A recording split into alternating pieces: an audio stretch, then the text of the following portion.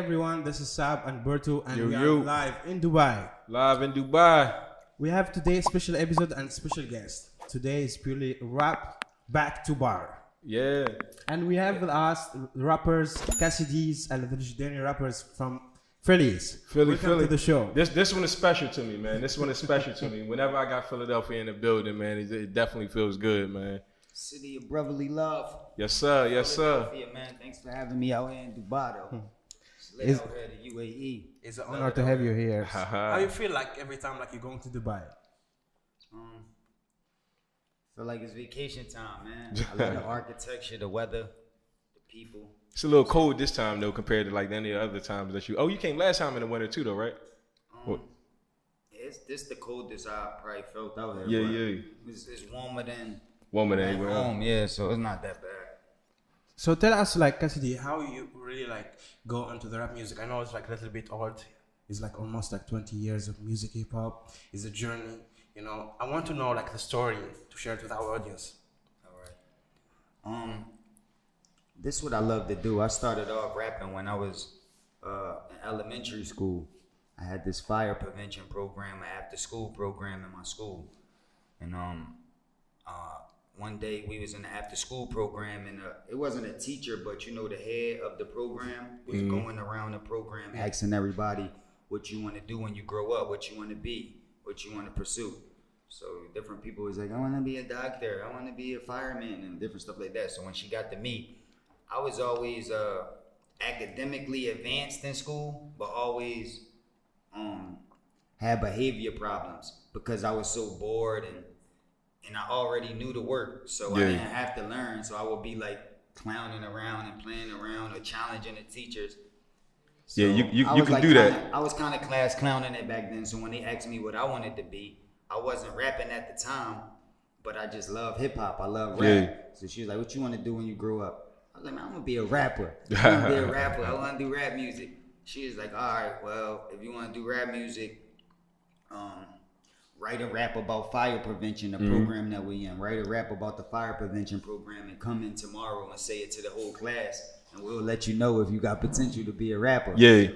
So kind of put me under pressure. Right. You know what I'm saying? So Yeah. I'm like, all right, I got to write this rap now.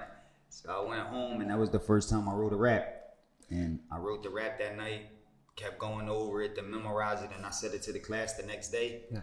And they went crazy. They was like, oh my goodness. They was like spazzing out and losing it. And I couldn't believe that you can impress a person with just your thoughts, your ideas. Like, you don't got to spend no money. You don't got to bully them or push them. All you got to do is think of something in your head, write it down, say it, and you could have a person going crazy emotionally. Yep. So that meant a lot to me, you know what I'm saying? So after that day, when everybody was going crazy, coming up to me, how you write that? Oh my goodness, how you do that? Like, I just love that feeling. So ever since then, I said I want to be a rapper, and not just the rap for success or materialistic things. I wanted the rap to be the best. So that's why I always was into battle rap, into being competitive, because that's the reason why I fell in love with hip hop.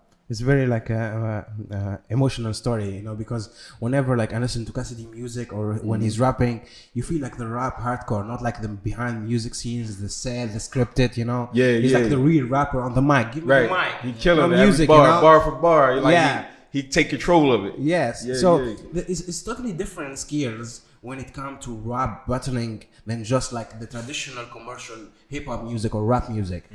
So how you create your own DNA, because you really known for really like battles and really killings other rappers. Right. So from 1996 to around 2001 was my battle career.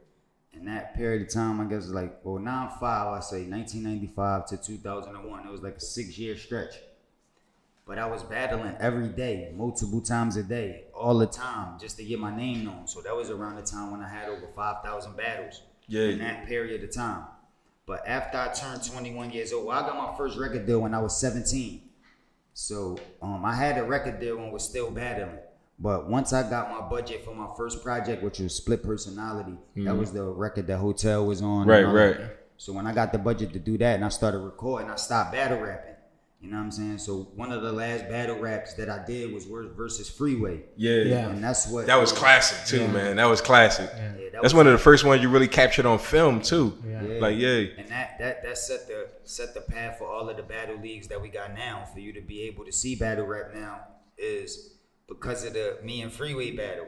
You know what I'm saying? But after I turned 21, I stopped battling, and I took about 12, 13 years off because I knew that there was money in battle rap. I knew that there was a lot of attention in battle rap. I knew that the world was gonna love it if they got an opportunity to get a taste of it. So I wanted to do it for money. I knew it was business behind it. But making the transition into doing music wasn't that easy because it is a lot different. Being competitive and battle rapping to no beat, and then trying to make music, choruses, melodies, and things like that is a completely different way of writing. So, but I had to grow. I came, like I said, I got my first record deal when I was 17. I signed to Rough Riders. So I was a... so you signed to Rough Riders prior to being signed to Swiss. Well, I signed to Swiss. We had a production company, Full Surface Records. But I had a deal with J Records. Gotcha. Well, it's Sony BMG now. It's like, it was J Records at the time. Clive Davis. I signed the deal with them, but Swiss was my production company. And I signed the Rough Riders before that, though. That's how I got a chance to meet Swiss. Because I was signed to Rough Riders in a 3-man group called Larceny. Larceny family, right? Me, Shiz, and Akbar. And we was actually on Ride or Die Volume 2 and 3. And that's around the time when we start working with Rough Riders. But I mentioned that to let you know that I was able to see Eve working, X. Shout out to Eve. The Locks. Rough Riders came. Drag on. The whole team, I was able to like learn firsthand from them and like, you know what I'm saying, watch them work, listen to them. And then when I started to develop a relationship with Swiss, he played a huge part in making the transition from battle rap to doing music. And it just come with, you just got to practice. You just got to stay on your job. And I was able to do it because I'm a real writer. And you one of the few people who could actually cross that. I think it's like you and Fab are the only two people that come to mind that can make a hit song and like carry themselves like bar for bar. Like it's not too many people that can do that, which to me, I feel like that's amazing. Like I'm from Philly, like I said, man. And I remember like the battle rap scene, and I know how many rappers in Philly. It's like 1,000,001 rappers in Philly. But not too many people can kind of cross that boundary of like making an actual song. There's only a few people that can do that. So you, like, I would consider you one of the pioneers for that, like to make it from like a quote unquote like mixtape rapper. Not to say you was just a mixtape rapper, but like to put it on that like bar for bar type of thing, man. So salute to that. So would you say you like actually one of the people who pioneered battle rap? Well, battle rap existed before I was born, but it was a different form of battle rap. Right. Like before, when you was just trying to prove that you was the best MC, like that you could control the crowd. Right. So a lot of the battle raps wasn't really aggressive energy. It wasn't like, I'm gonna kill you, I'm gonna blow your head off. Like it wasn't like that. It was just like, yo, I'm the best, and I rock the crowd. And it's like whoever get the crowd the hypest and stuff like that. It was like battles was different, and then it started to grow a little bit, where dudes did you sucker MC, and it's like, you know what I'm saying? It did start to grow, so it existed before me. But I'm talking about the new form of battle rap that people consider to be battle rap. Right. Like face to face disrespecting somebody and proving that you got the best bars, the best metaphors, the best lyrics, the best similes. You know what I mean? That's a different form of battle rap than they used to do back in the day. And I feel as though that form of battle rap I pioneered. I agree. Because it's not, like I said, man, it's you are one of the best to ever do it, and you say, you got your record is 5,000. You know what I mean? Like I personally, man, I always have arguments with people when it comes down to battle rap. It's all perception, right? Everybody's entitled to their own opinion, and I'm always got you. I'm like, no, Cass won that. Cass won that. Cass won that. So we going to war every time anybody say anything different, man. I'm like, no, Cass won that. And I'm from Philly, so Broad and Alany. I went to Central High School. B&O. So I used to go to Broad and Alany. It was a block away from my school, 2 blocks away. So I had to walk to the depot every day after school. And we used to have big ciphers out there every day. You the 18 or the L? Which one? I lived uptown, so you know what I mean? But everybody from the city that's famous from Philly, then passed through Broad Island and got in one of them ciphers. Yep, you had to. Everybody. Had to. Anybody that you could ever know from Philly, then passed That rap, through there yep. and ciphered. And that was like my territory. Like I held it down there every day. So it'd be hard for people to believe that I was in 5,000 battles, but if you think about it, if you have if you rap a every lot of battles every day, it's like I didn't take no days off. So that's how I was able to get so conditioned. Who do you think gave you a run for your money within battle rap? Or not even just in battle rap in general, even when earlier times in battle, who do you think was one of the ones who could kind of, you don't know, you felt a little shaky about? I never feel shaky. Yeah. I'm always prepared, right. confident. You know what I'm saying? So I never get shaky from a battle rapper. You know what I mean? And I know the science. I know the level and the difficulty of writing because I was writing since a kid. Right. So I understand how difficult it is to write one line opposed to another line. Some fans don't. Right. They might just like both lines, and whatever one they feel the most or is closer to their lifestyle, they'll like the most. Right, but right. They don't understand the science, the difficulty of writing those lyrics, right. how original the lyrics is, who might have said that lyric before, who might have used that wordplay or that structure before. They don't know all that. They just like the line. Right. And that's the majority of fans. But I study the science. I know the difficulty of writing raps. I know everything about the science. Mm-hmm. So I know when I go out there, I'm better than anybody that I face. So I never feel no type of way. Like no matter how good they do, it don't affect me, and I don't look at it no different. You know what I'm saying? Right. 100%. So we know you've been in the game for 20 years now, almost, right? Or a little bit. 20 Yeah, years. 20 years for sure.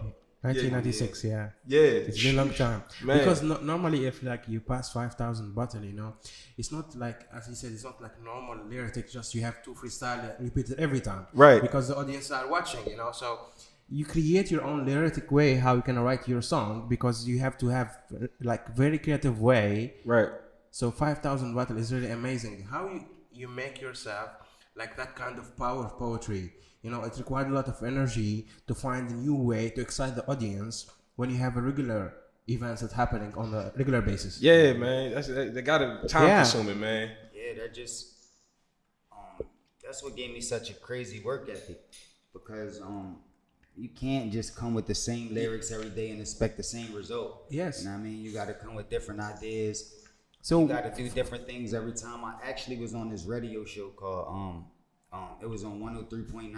You know, yeah. It was Zulu and the Family. They had a show. Oh man, dang, that's back in the day. And I used to battle on a radio show. I actually won so many times that they had to retire me and make me a radio personality because I was winning so much, and I was 15 at the time. wow. And every day I would have to battle because I was the champion. Yeah. But multiple people, probably like 5 or 6 contestants, would call up to battle me every day. But they knew me because I was the champion. I rapped the night before. They knew me. Yeah. So they could prepare raps to come directly at me. Right. But these 5 or 6 people that's on the phone tonight, I never heard of them. I don't know who they're going to be or what they're going to say. So it's hard to target them. So I can't do personals at them. I can't personally talk about them unless I'm just freestyling off of something I just heard. But they can do that with me, you know what I'm saying? Yeah. So that made me figure out a lot of different ways to just prove that I'm better than people than, you know what I'm saying, being personal and all that. And that helped me figure out different ways to attract the fans. Because every day the same people listening. Yeah. So if you keep doing the same thing, they're not going to vote for you. Of course, So I got to just constantly think and constantly be creative. You got to constantly push your brain. But it was good at that age that I was doing that because now that I got 20 years in, I'm so conditioned. I could do so much. I'm so much of a machine. Yeah. It's just, I can't even explain it to another artist how to get this nice. It's just going to take time and consistency dedication, and work. Yeah. So back to the bar, you know, because you mentioned something about the rap battle has been changed because before it was about vibing and making the audience have fun, and right now it's going more in an aggressive way and violence word and everything. How you maintain your energy when it's come to that transition of battle rap? And I see you, like you, as you mentioned, that you are very strong when it comes to stage. How you control yourself when the other like an aggressive word. They require some kind of like really like mentally strong to go to that battle, because I see many rappers that crash. Right. You know, like have to be. yeah. So how it goes, like when you go to stage. Well, stage. You talking about battling? Yeah, battling. Yeah. I'm not too familiar with the stage battling, because I told you from 9-6 to or 9-5 to 01 is when I battled. That was before any battle league existed. Yeah. That's before you seen anybody on off stage camera, battling. everything is more like right. None of these leagues existed. Yeah. Nobody was battling on stage. Yeah. It was more about street. Yeah, and the rules was different. Yeah. It wasn't like 3-round battles and you stop at a certain time. You only get 1 minute or 2 minutes and 30 seconds to rap, and then you gotta stop. It's like it wasn't those type of rules. It was really to see who was better. Yeah. So it's like y'all gotta stand there and battle until it's over, until somebody quit or the crowd just too crazy. Say that somebody won. And it's like, it's different now. It's like 3-round battles is on stage. So a lot of the things that, when I said battle rap originated when it was about controlling the crowd, it's going back to that, because they back on the stage with crowds. Yes. So you got to be able to control the crowd. Yeah. But it's not going to be all about battling or seeing who the best if you're trying to control the crowd. And I know the difference because I do both. I battle rap and I rock the crowd. Like I just rocked the crowd last night. That didn't have nothing to do with battle rap. Right. So it's easy for me to do that when I'm rocking the crowd, because I know what you're supposed to do. But when I'm battle rapping, I'm so conditioned to crushing somebody that I can't, I'm not going to focus on the crowd. I don't even feel like you should in battle rap. Right. You know what I'm saying? Just like I don't feel like you should focus on the crowd in boxing. Right, Even though it's a big crowd there. Is your opponent. I don't feel like you should focus on anything that the crowd's saying, doing, or nothing. You should just focus on your opponent and winning the fight. And I feel like that's how battle rap should be. But it's slightly changing and it's slightly different than how it used to be. And that's another reason why I wanted to come back and get in the picture again after I took off for so long. I wanted to come back and, you know what I mean, give some of the foundation. Like, it got to be somebody that was there before these leagues started that contributed to what these things is, to give the rules. And that's real. You know what I'm saying? Would you say one of your verses, you got popular off of battle rap? I made battle rap popular. You know what I mean? Like, hold up, what I said? I made battle rap popular. You got popular off battle rap. Yeah. Yes. Also, like signing at the age of 17, and and going to working with the labels, Hustler and Hotel, and all this major track. How it goes, like 12 years on that music dedication, and collaboration. So, what you learned during this process? When I made them, when you signed, music videos, Yeah, the business is a lot different than when I was just battle rapping. There was no business behind it. It was just talent and skill, free fall, fun. But when business get involved, it might influence artists to make different decisions than they would normally make because they focus on the business. And it's not like when you in school or when you coming up, you got a bunch of people to teach you about the music business.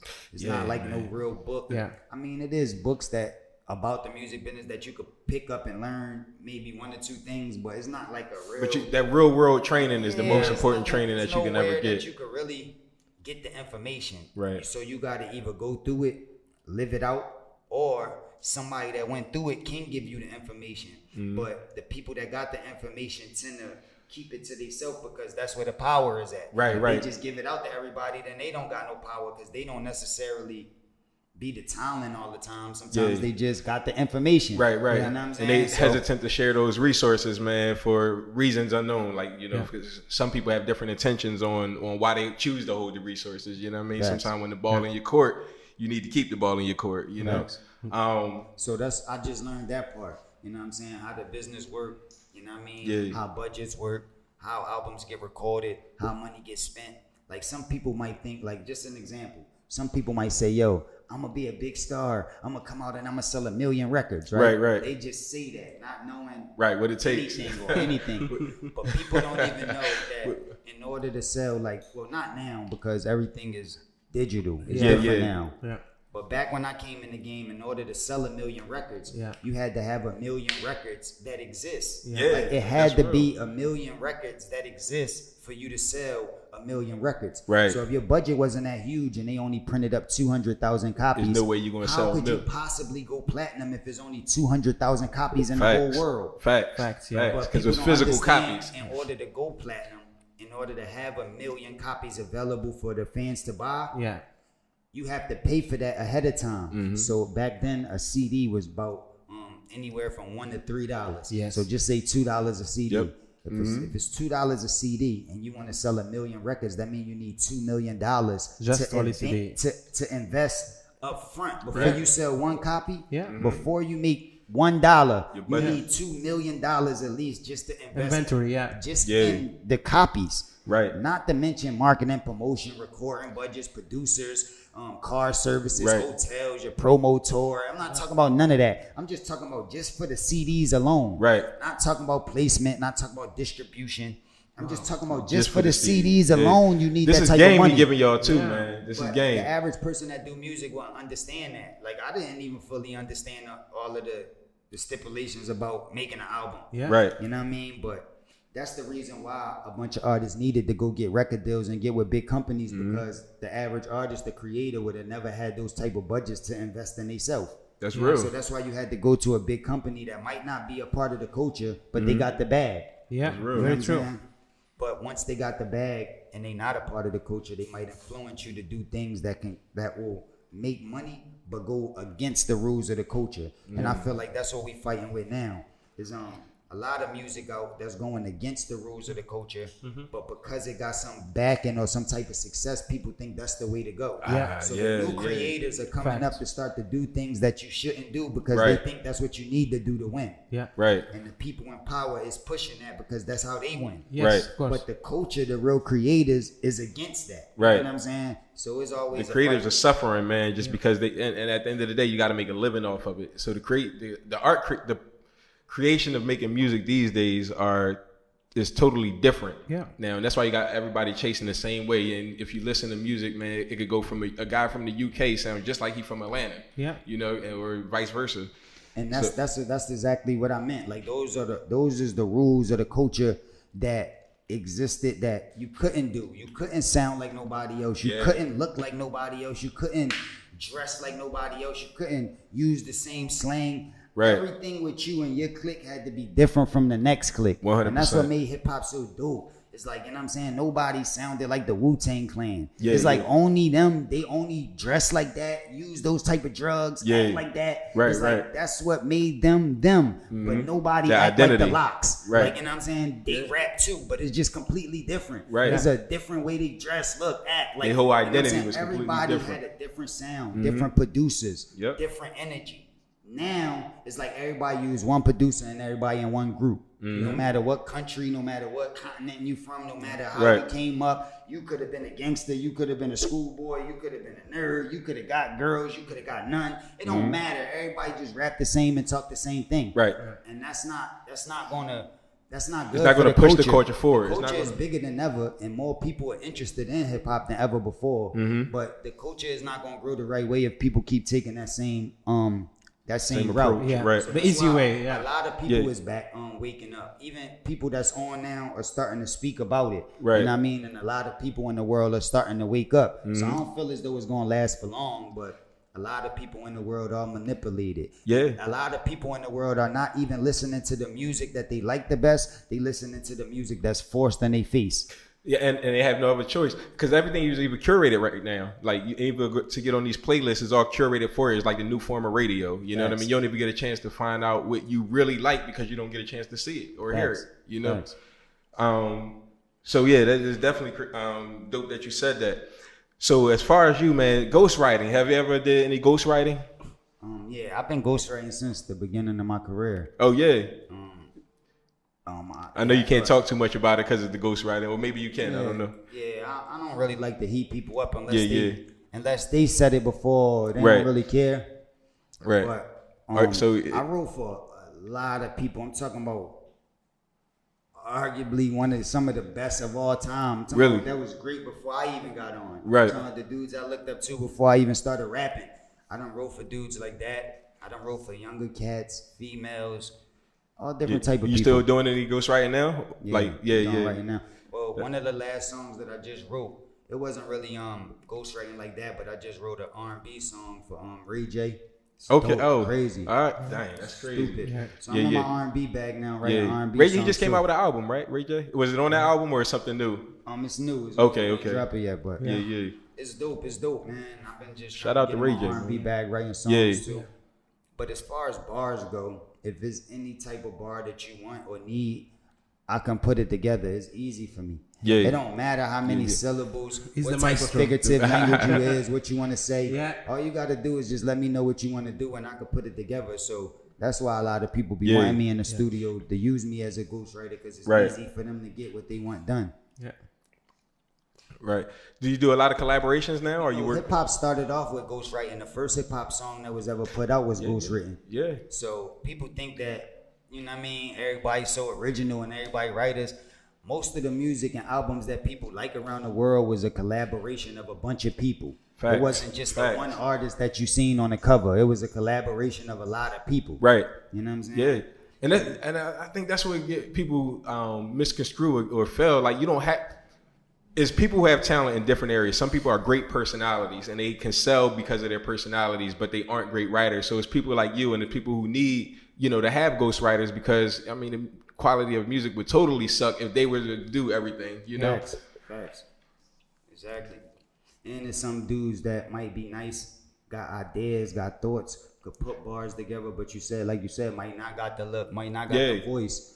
Or might got an image where you won't believe the stuff that they writing. Right. So if they give it to somebody like I might love gangster movies and I could write all about this gangster stuff. Right. But I'm not a gangster. Yeah. You know what I'm saying? Yeah. So if I find a gangster that could really play that part and I write all of this stuff for him and I give it to him and he says it, then people would take it different. Right. And that's the two things that make it, to make it big. I tell everybody who I come in contact with who wants to be an artist, I say people either have to believe your story or want to be who you are. And if you don't have that, there's no way you can make it as a celebrity or a star in music, because they're the only two things that matter and keep records selling, Well, that's the thing that make people die-hard fans. Regardless if the machine on you or not, if the energy is behind you or not, they're going to stay fans forever if they really believe in you and they really could vibe with you. They believe you the truth. That's how you get die-hard fans. Right. You know what I'm saying? From the cult following. Tupac. Die-hard fans that believe everything that Pac said was real. Yeah, some people still think Pac is alive right now. They can't get over the fact that he's gone because they're that hard, Corey. And to this day, people still believe in his lyrics. Like, it's like Bible scripture or something. Yeah. The Quran scripture. All around the world, too. And that's crazy. The impact that hip-hop has had all around the world through guys like Tupac and Biggie and even with Big L has a large following that a lot of people don't even dig, which, he was one of the first, not first, but he was one of the original, punchline rappers who I think, a lot of artists like yourself and, Fab, hitting those punchlines. He was one of the innovators of that, or I think one of the ones who brought that to the forefront of hip-hop, Also, Lord Finesse, he was, before. Oh, Big yeah. L. He was, one of the first people that I heard crazy punching and piecing up multiple syllables that inspired me. Still digging in the Crates crew. That was he digging in the Crates crew, Lord Finesse? So, yeah. Some people don't even understand that when rap started, they was rhyming one syllable. Mm-hmm. And he came back in the day when it was kind of old school rap, and he was rhyming 2, 3, 4 syllables and using figurative language back in the day. To give you an example, Lord Finesse said, "We could battle. I let you pick the winner. I drop heavy shit like I had bricks for dinner." Now look. Pick the winner. That's 3 syllables. Right. Pick the winner and shit for dinner. That all rhyme. Shit rhyme with pick. Right. Shit for dinner. Pick the winner. That's a 3-syllable rhyme. So it's easier to rhyme winner with sinner than pick the winner. Because now you got to rhyme more than winner. Right. Yeah. So in your head, if I ask you what rhymes with winner, you probably could think of something quicker than if I said what rhymes with pick the winner. Right. Now you got to think of something. It's harder. It's more difficult. Cass giving y'all a history lesson and a writing course at once right now too. Yeah, so that's what inspired me. When I was a kid and I heard him putting them syllables together and using figurative language like that, way ahead of his time. You know what I mean? He was a dude that really inspired me to want to get busy. That's dope, man. That's dope. But yeah, Big L, I feel like he didn't get his flowers while he was here. I know, figure like man. after he passed away, people started to learn later, Yeah, like what he was capable of. Yeah, it's crazy, man. Like, and we got to start giving flowers while people are here, man. Because I feel like we're losing a lot of legends, a lot of people who not even legends yet, that they didn't even reach their full potential yet. You know, like right now it's like a crazy time, and I don't know if it's like just, you know, technology making more people celebrities and everybody has access to be a celebrity right now, or like it's just we living in a crazy time. Like I can't put my finger around it, man. You know, be a little bit of all of that. Yeah.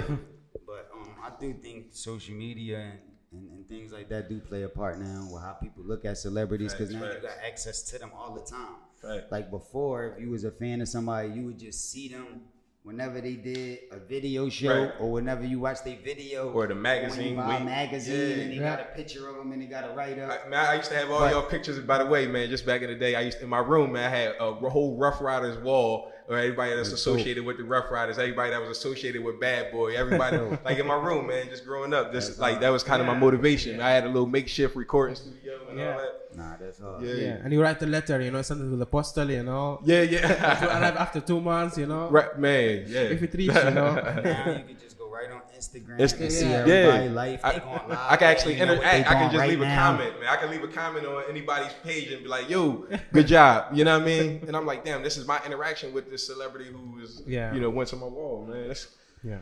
That's the difference now. Yeah. And like you said, a lot of people might feel like some people get what a celebrity is confused. They going by numbers. They might say, "Oh, you got this amount of followers," or they don't understand like celebrity is looked at different than it used to be back in the day because of the numbers and but I agree with you on this, because the number online, it doesn't mean he's a celebrity on the real world, because when you go as an artist, is go to venues. Right. Exactly. If you are having big numbers online, but you cannot feel the club. Right. So there is something missing. Yeah. So this is a big challenge, because nowadays still the offline world is a big challenge. You know, that's why an artist cannot go by himself for a show. You know? Right.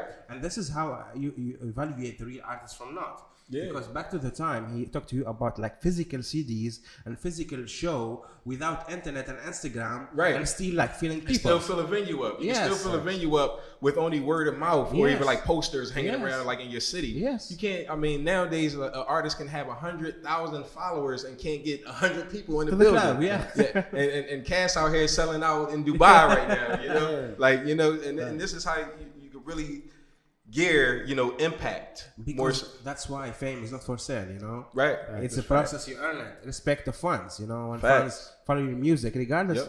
Because all of this social media is keep changing, and all company close down, open up, but still the artists stay without all these things. Even now, Jay-Z, he's still without any social medias. He's still doing his music. Right. So social media nowadays, it harm, as you said, the music industry by giving bad impression on, it's almost like a on the false music hope. process, and make it look more easy on the process. And this is really bad, but doesn't affect the real hip hop, because real hip hop will not affect by all this noise. Right.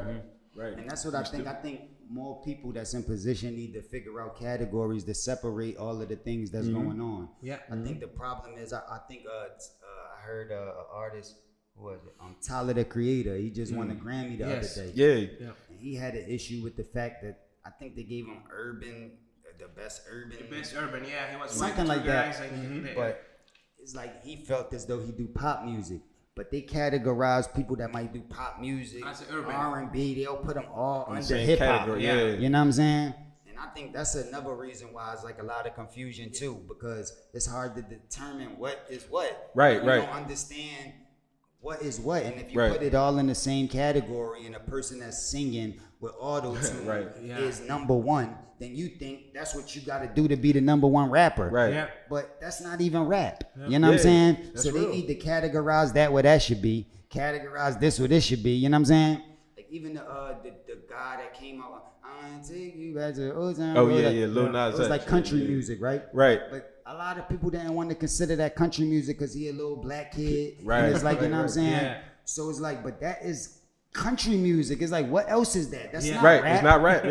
That's not hip hop. That's not nothing to it's do definitely with not hip hop. You know what I'm saying? So Definitely. they need to categorize the music that's coming out now in the right place. Right. Like, you know what I'm saying? The reason why when you hear you about to hear something Afrobeat, you know the type of music that you want to hear. Right. Now, if they start saying the next R&B song is Afrobeat, and right. they don't even got no Afrobeats in it. And they say the next rock song is Afrobeat. Then they put a rock person and an R&B person in the category and say best Afrobeat album is Beyonce. And it's like, yo, my man, come on, man. Like, we know she huge and she could win awards, but it's like, let's categorize everything where it's supposed to be. It manipulates the system, man. It kind of gives a false impression of what is what. And they manipulate the book game like that too. Like if you wrote a book, you could pitch a book and let's say best motivational book and it's an autobiography. Yeah. You know what I mean? It's just like you shouldn't win a best motivational book, #1 seller in that area if you wrote an autobiography. Facts. You know what I mean? So yeah. Definitely. So you explain how you got hooked up with Swiss. You know, what other producers have you worked? I know at one point you was linked with Carmelo Anthony at one point. Yeah, we did some business on Yeah. back in the day. Well, I'm gonna answer the first question. I met Swiss with Rough Riders, and that's when we started working. But it was a lot of other producers, PK, Dame Grease. Oh yeah, Dame Grease. Shout out to Dame Grease, man. Shout out to Dame Grease. I know him through my man Casino from back to Rough Riders. He used to be down with the Locks back in the day. That's my man. He in South Carolina now. I done work with mostly. I done been in with Timberland. I done been in with Scott Storch. I done been in with like some of the biggest producers in the world. Yeah. Cool and Dre and McDowell, like Neo the Matrix. I've been in there with a lot of legendary producers that made history, made hits, and the RZA. Like, you know what I'm saying? People I just met him last in December, man. Also been in there with a lot of new producers, vinyls. Like a lot of the dudes that's doing a lot of hit records right now, they started with me. So I work with a bunch of producers. You know what I'm But I feel like that's another thing they try to do too. They try to force producers with an artist to think like if you work with this producer, you're gonna get a hit. Yeah. I don't feel like that's how hip hop work neither. So a lot of times me and them artists ain't click because they was giving me a sound that somebody else already had. Right, you know right. It wasn't original. I don't really vibe out like that. So even though they might be a great producer and I'm a great rapper, just because you put them in the studio together don't mean that instantly you're just gonna get the biggest hit in the world. Right. Because it gotta be a certain type of vibe. You know what I'm saying? And so I work with a lot of producers and I'm happy. I still want to work with more though. You know what I'm saying? I feel like I want to give these producers some direction too. Separate themselves from the rest of the producers, be more original and do like press it. Like do things that you think you can't do. Like you just keep doing a carbon copy of the same beat you do. Like, you know what I mean? Push yourself, do a little bit more. And I feel as though working with an artist like me that'll push himself to do more will help them be able to do the same. Man, so right now you heard it here. You heard it here. Yeah. Don't be afraid to reach out, man. In the mellow question, when I got this is when I told you I was on J Records. Right. Well, J Records it was over. J Records don't exist no more. So when the label all went downhill, the parent company that took over J Records stuck with certain artists, like maybe like Alicia Keys, like, you know what I'm saying? But majority of the artists was able to get out their contract, so that's how I was able to get away from J Records.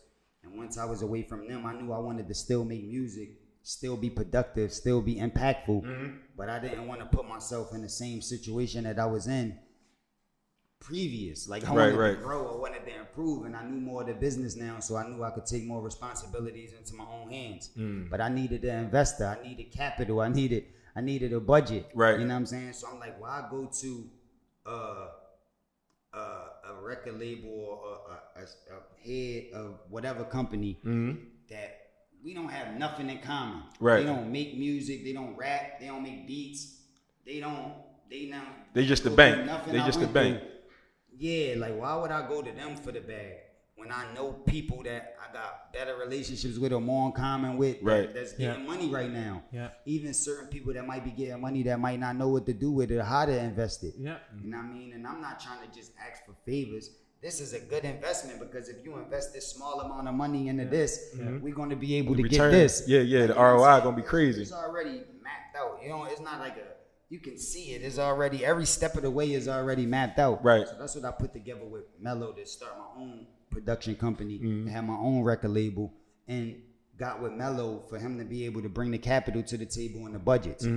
So I wasn't signed to Mello or nothing like that. That was confusion too. People thought I was signed to him, but he doesn't have a record label. He doesn't even do music. Right. So I wasn't signing nobody that doesn't do music when I really do music. Right. That don't even make sense. But he had the budget, the money. You know what I'm saying? He was successful and he was a cool dude. Right. So it's more like a partnership. An idea and a plan for him to invest this amount of money for me to put this plan together to put that project out. So we put a mixtape out, and that was when I dropped my Cash album. I got the distribution through E1 because I was independent at the time. Yeah. And that's when I did that project when I was working with Mello at the time. This is really like very interesting, you know. I really appreciate your honesty and sharing with us your story, because we learn a lot from him today, especially about the music industry, and also right now, based on that changes on the industry, like there is no more physical CD and everything. Do you feel right now it is like more easier to compete on the music business from business perspective? Because as you mentioned right now, even like major label, they don't have anymore the machine of the music producer and everything. It's just more on distributor side. So if you go to label right now, it's like more of I can do it by myself. There is no much else to offer. I think that's why the record labels it's not like when I came around, it was hundreds of millions records. of records. There was too many labels to even remember. Everybody was cutting checks. So I felt like it was, if you was a real creator back then, it was probably easier to get a check, get in position and get opportunities because there was so many opportunities available and everybody was looking for something. Right. Now it's probably a handful of labels left, like three real major labels left, and you got, like you know Sony, Warner, big dogs. So it's like the only way to get a check is through a couple people. You know what I'm saying? There's billions of people that's trying to rap. So it's more difficult in that way. But it is easier with technology, like you said, with social media and the internet. You can build up a fan base. I can release a song tomorrow from Dubai, and I can release it from here, and it'll go all around the world at the exact same time. That's crazy. But back in the day, in order for me to get somebody in Dubai to know that I was dropping music will require huge budgets. Because I don't got no relationships in Dubai. There was no technology to get it over here. And to get my album in a store or anywhere out here in Dubai will require a lot of money and relationships. And like even if you had the money, what would you do? Where would you put it? Where is the stores? Who takes it? Like who knows the process? Like that's why you needed a label at that time. Because they had the whole setup. They could get you music all around the world. It was That's that why one-stop people shop. all around the world know my music and know me. You know what I'm saying? Because I had that machine at the time. You know what I mean? But if you want to do it on your own, it's going to require a lot of budgets and a lot of relationships and a lot of teams that you're going to have to hire to be able to work your music. And that's what a lot of artists don't understand. Very true. But now with the internet, now that you can release it and everybody can get it at the same time, it eliminate those issues. You know what I'm saying? You don't got to worry about how I'm going to get it everywhere now. Right. Because now you can just put it online. There's so many platforms that's online that get it to all the DSPs. So it's a lot easier to reach people, but now it's harder to get people attention because the focus was smaller back then. It was only a limited amount of radio stations and video shows and things going on, so you knew what was it. Now with the internet, it's like so many people putting out music and doing stuff, and it's like, what? It's just it's harder to find.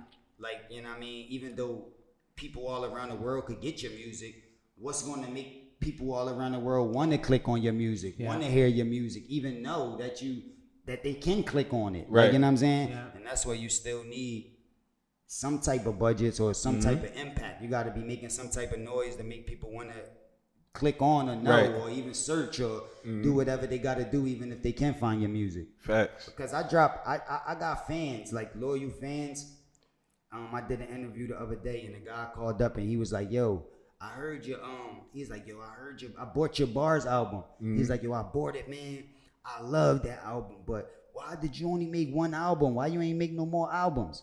But Bars was my third album. Yeah. You know what I'm saying? And I made albums after that and before that. Right. But all he know Was is the Bars. Bars Yeah, album. yeah. And he said he bought it and he said he liked it. Yeah. But still don't know none of the Nothing other else. stuff that I Right. dropped. Yeah. So some fans could think like, yo, if I only heard Bars, I probably wouldn't be as much of a fan as I am when I heard this, or when I heard him do that freestyle, when I heard this, or when I seen this. It's like, you know what I'm saying? But all he know is that. You know what I'm saying? Facts. And there could be other people in the world that might even know less than that. Like I was in a hotel with a girl last night, and she said, "I'm your biggest fan in the world." Right?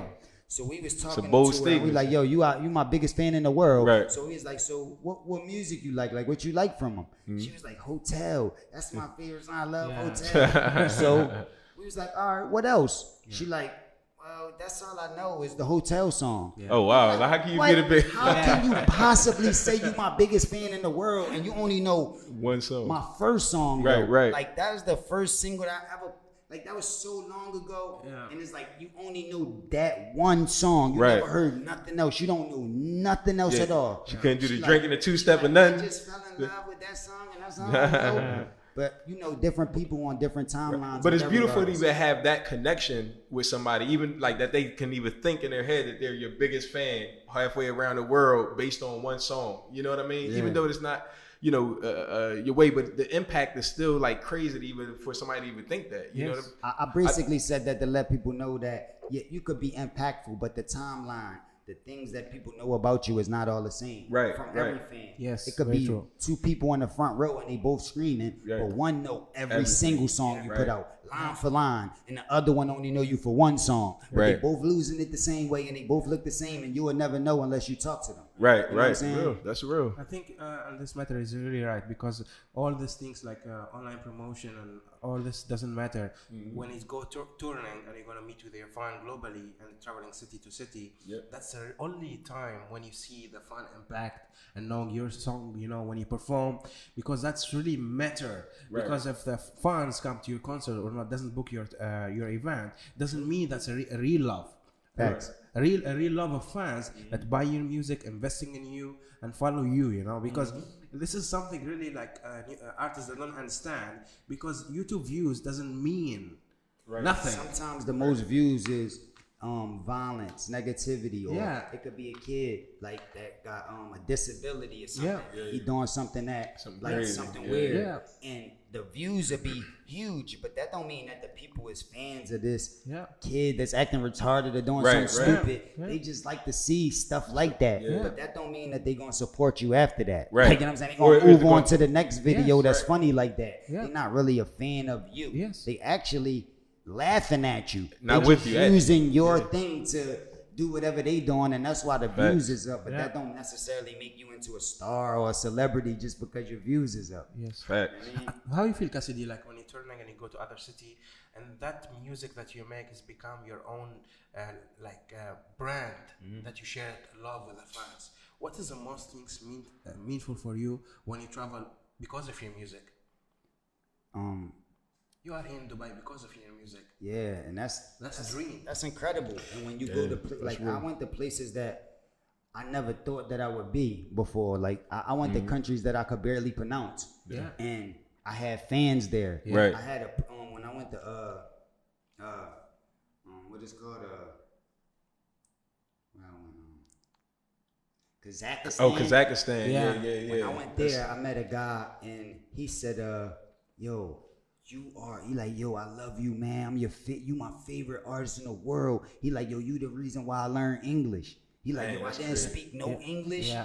He like, I couldn't speak English. But when I heard you rap and how aggressive and your tone of voice and how you was doing it, he said, I just had to know what you was saying. He like, I just wanted to know what you was saying. So that's why I learned the English language, and you the reason why I learned English. And you see how I could talk good now. I'm good. He like, yo, you inspired me to want to learn English, and you my favorite rapper. And I'm like, in the country that I could barely think of, I never knew about or nothing. It's like you got fans there of your music, and I seen that in the impact you can make, because I told you that's the reason why I fell in love by impressing that fire prevention class and having them going crazy is what made me want to rap. Knowing that I could do that to people that I would probably never even see or meet, but you can influence them in somehow, some way by making your music. Is why I love it, why I do it. That's, you know what I'm saying? That's wild, man. If it was for the bag or something, there's a billion different opportunities and ways that you can make money. Very true. Way more money than hip hop. You know what I'm saying? Yeah, that's There's real. so many things that you could pursue and do if you want to be a celebrity, or you want to get the girls, or you want to have the cars. It's like,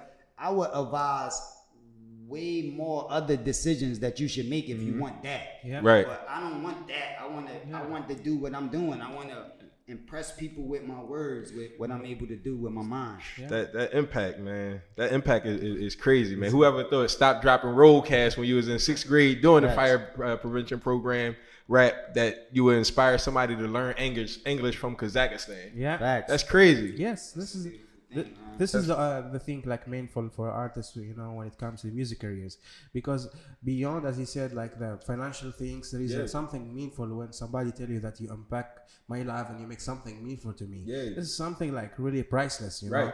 And for Fun Love, he know more story from his fan that we know as a journalist, you know, because for him there is some story, maybe someone just drop him a long email story that he read it line by line, because it's really so meaningful, the story, and there is an incident happened to that person, reflecting that I was desperate at that moment and listened to that song, and that song saved my life. That's something really crazy. I hear a lot of that, especially when I was going through my case, my accident. You know what I mean? I nearly died in an accident, and then in the case, they was trying to give me life without the possibility. Yeah, man, I remember that, man. So that was go through those things and hold it down, and then write the songs that I wrote about those situations. I get a lot of emails like that. Yo, I was fighting the case too, man. He was trying to do this, man. If I ain't hit innocent man, I would have. I mean, you saved my life, bro. But when I heard how you know, it's just different stories about, you know what I mean, how you carry it and how you hold yourself, and then it motivate people to want to be the best that they could be. Right. You know what I mean? And also sometimes for artists, when you have a hard time, like you mentioned, like a case, or like the case of R. Kelly and everything, that total fame go as negativity and goes like everybody against you, and you become the most hated person. And that time, you know, only the real fans that stand by your side, because at that time people switch lines and become all against you. You know, some people, those is the ride the wave fans, but most of the people that's loyal fans still gonna be fans. And some of the people was never fans in the beginning. It's just all about what you focus your attention on. So when you don't got no case and no negativity going on, then most of the attention and most of the focus is on the people that love you, that's saying positive things. But when you're going through an issue, then most of the attention and most of the focus is on all of the negative comments. It don't matter whenever a person say, I don't care about whatever, I love you to death, I'll kill myself right now for you. It don't matter about that comment if it's 5 other comments under it saying something negative and it's a negative time. You know what I'm saying? So it just depends on what people focus on. There's billions of people in the world, and it's like, it's always going to be people that agree and disagree. It don't even matter if the Prophet Muhammad came back or Jesus came back. It's like, all right, well, we don't believe in you, Jesus, because we follow the Prophet Muhammad. Or we don't believe in you, the Prophet Muhammad, because we follow Buddha. We don't believe in none of y'all because we atheists. It's going to be millions and millions of people that feel all these different ways. But if you only listen to a list of comments from the Christians about the Prophet Muhammad, of course you're going to get negativity if you only looking at the Christians. If you listen to comments about Jesus and you only listening to the atheists, of course you're going to get a bunch of negative comments. You know what I'm saying? But it is going to be people in the world that totally agree with you. It's just all about where you put your attention and what you focus on. So how do you remain in good spirits? Like, just going, like, when you went through those trials and tribulations of things, you seem like you were always, like, I know you focus a lot on the music, but how do you remain, like, in good, positive, like, you know, spirits during those times? Because there are 2 situations that was like, I mean, they both of them would have ended your life if they went the wrong way. You know what I mean? And you know, you came out and here you are. You know, you in Dubai right now. So believing in the higher power and believing in myself. You know what I'm saying? And knowing how life go, man. You know what I'm saying? Life ain't gonna be all peaches and cream and ain't smooth. And sometimes what you want and what you pray for requires you to go through certain things for you to learn and be prepared for what you praying and asking for. So some people might say, I pray for $1 million, right? And The higher power might be ready to bless you with that $1 million, but he know if he gave you that $1 million, there's so many things that you won't know what to do with that $1 million. There's so many adjustments that you need to make before you get it. But when you're a grown person and there's nobody, like no parents and nobody to tell you, it's like it's hard to make those adjustments unless you forced in a condition, like you forced in a situation where you forced to adjust, and you're not understanding why, but it's forcing you to make a change. So now that the blessings can come, but that's what you pray for. It's not like a penalty. Some people think it's like a penalty. Nah, is really a blessing. You know what I'm saying? It's something that you ask for. You just need to make adjustments before you can receive it. So I feel like that's what I was going through in them times. And I kind of understood it, so that's why I was able to stay strong and make it through it. So, what's in the future for Cass, man? What do we have? I feel like I'm just getting started, man. Yeah. I still feel young, man. I still feel like I'm 17 when I started. Okay. I feel like I got a lot more to accomplish. I feel like people only really understand about 5 to 10% of what I'm capable of. You know what I'm saying? Yeah. And I'm gonna just keep working, man. Keep grinding. I got a lot of new music out right now as we speak. Right. As soon as I get back to the States, I'm putting out some more music, more videos. Right. Cassidy, thehustler.com. That's DAHUSTLA. Yeah. The clothing line is available. Got a bunch of different dope designs. Right. That's you right now? That you got on right now? Yeah. That's fresh. The GOAT, That's fresh. But if you look on the website when you get a chance, it's like so many different dope designs. Hats, jackets, hoodies, shirts, everything. Right. You shipping worldwide? Worldwide. Yeah. I just wrote my first movie. Wow. I knew I could write movies because I'm a writer, but I just never took the time to do it. But I wrote my first movie. I'm so proud of it too, man. It's gonna be super dope. So I'm looking forward to shooting that soon. You know, everything is possible. I believe in you, Cassidy, because yesterday I was posting about Kobe. You know, may rest in peace. You know. Yeah, rest in peace, Kobe, man. Rest in peace. He's Can we get as well? Yeah. Can we get a moment of silence real quick for Kobe?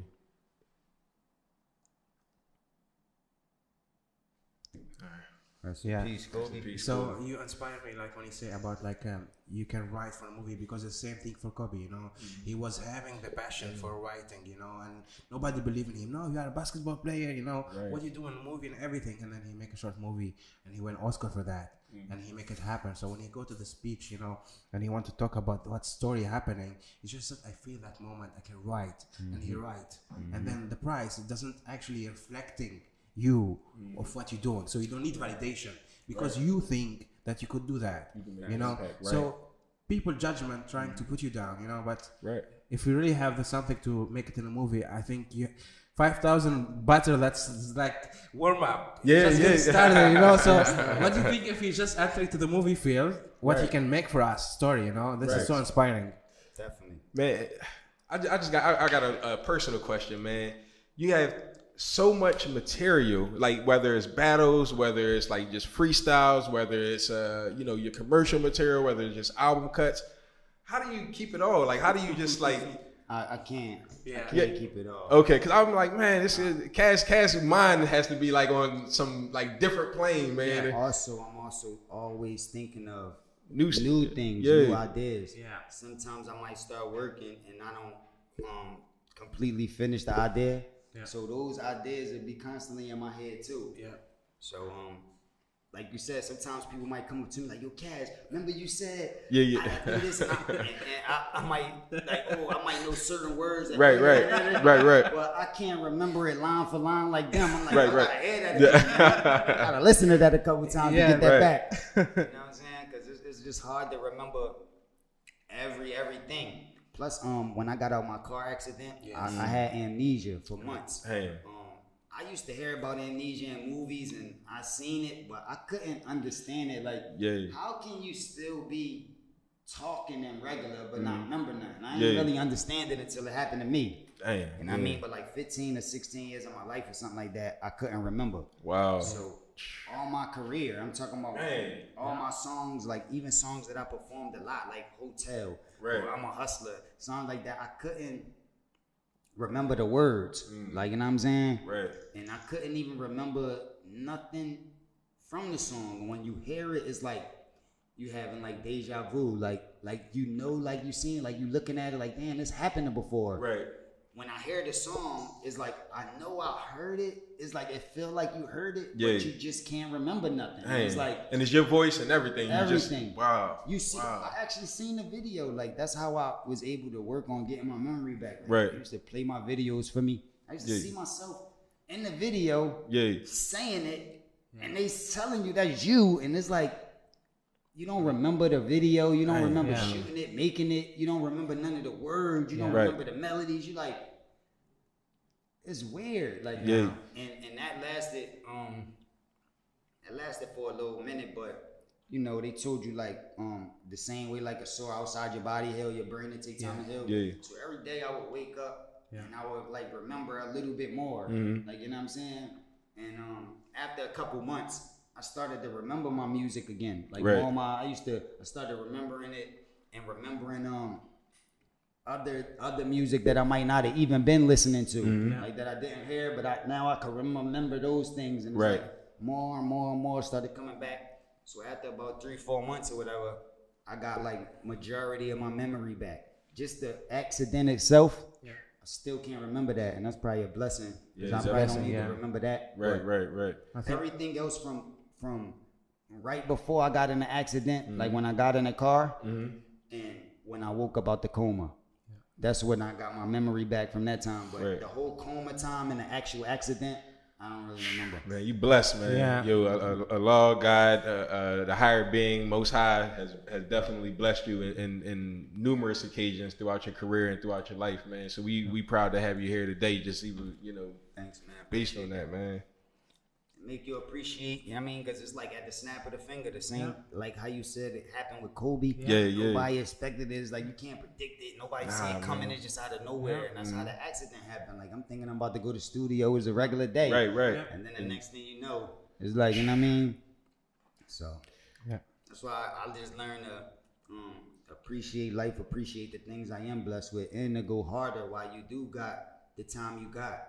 Like, I mean, a higher power might have wrote a different contract for everybody. He might have wrote 41 on Kobe contract. Right. But look at all of the things that he did in those 41 years. It's certain people that might be 42 now that didn't accomplish nothing. Not even- You know what I'm saying? They still alive, but they ain't accomplished nothing. So in that 41 years, he made history. You know what I'm saying? Some people contract might be shorter. Some people contract might be longer. Yeah. And that might make you understand too why everybody's success ain't at the same speed. Yeah. Right. You might see somebody be real successful and rich at 18 or 19 years old, and you're like, how can they get so rich and I'm 30 and I'm still struggling? Right. But their contract might only be to 50. You know what I'm saying? So that's why they starting at 18, because they only got a certain amount of time. Yeah. Your contract might be to 97. Right. So you might not pop until 48. You know what I'm saying? Right. But then you that's be real. super huge, and now you got 50 more years to live. Right. To live it up. You know what I'm saying? Right. That's real. So you never know how it's gonna go. You never know how it's gonna be structured. It's like unpredictable. All you gotta do is just live it up while you is here. Yeah. Work as hard as possible and try to leave something behind. Like, you know what I mean? That's real. This is very deep, you know. That's real. That's great advice, situation, man. yeah. That's great advice. Also, like Cassidy, like in terms of like rapping, because you met a lot of young rapper people starting a career and everything. Like, what is the most like advice you give it for people nowadays that are starting career on rap music? The most advice I could give a new up and coming artist is to believe in yourself more than anybody. Cause in this career, it's so shaky and funny that it could be like one time where everybody seemed like they like you and they messing with you. Yeah. And then like you said, a case or something can happen and it seemed like nobody don't like you. The same people who like you. Yeah, but if nobody don't like you, don't mean that you gotta feed into what they saying and Right. stop and give That's up. real. Yeah. You know what I'm saying? If you come and say, yo, do you like this? And somebody say, yo, it's great. And then you ask somebody, I hate it. That don't mean you shouldn't do it just because that person said it. They Right, hate right. it if you love it. That's what, like he said with Kobe movie. It don't matter if a bunch of other directors saying they hate it. I love it. Right, You know what I'm right. saying? So I'm going to do it and I'm going to put it out. And that's why I want an Oscar. The people that like it. Right. And the people that don't like it still don't like it. But what difference do it make? Right. I did what I wanted to do. Right. It's your You passion. gotta believe in yourself more than anybody else. Don't look for a manager or a co-signer to believe in you more than you believe in yourself and push you. Right. You gotta push yourself more than anything and believe in yourself And and another thing I would give advice is, it's hard, but try to learn the business too. If you're trying to get into business, whatever business it is, not just music, any business. Don't just learn the creative part. Learn the business so you could be able to keep being creative. Because they'll take advantage of your creativity and you won't be able to benefit from it. Facts. So I think a good part is learning the business, studying, researching, and trying to figure it out as much as possible. And now with this technology, like you said, with the internet, even though it ain't no books, it is a lot of ways that you could find out certain information and do your research so that you could be better prepared when you get into business. Facts. Thank you, Cassidy, for sharing your story with us. It's really very inspiring. You know, and I wish you all the best for 2020. You know, it's gonna be like really like hardcore. It's gonna be a big year, man. I feel it, man. The way you talking right now, Cass got his swag back, man. Stop playing with this man. He's just starting. Stop playing with this man. Yeah. Looking forward to listen to your music, you know, and much love and respect, you know. Yes, so thank you so much for sharing your story with us. And thank you, VVIP. Thank y'all for having me, man. Shout out to the UAE, man. Dubai holding it down, man. Much love. Easy.